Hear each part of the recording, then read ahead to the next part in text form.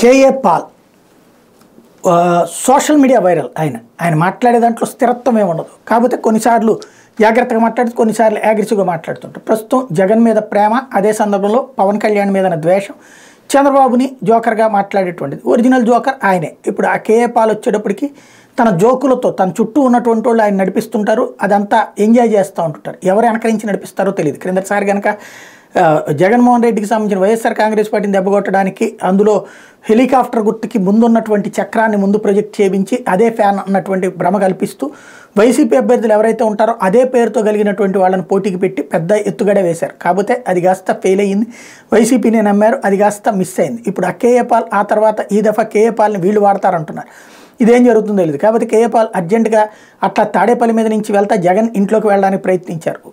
ఏది camp office దగ్గరికి, లోపలికి కూడా రానిలేదు.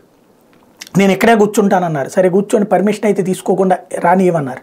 దాంతో తనకి అవమానం జరిగిపోయిందంటూ ఆగ్రహ విషయాలు వ్యక్తం చేసేస్తున్నారు.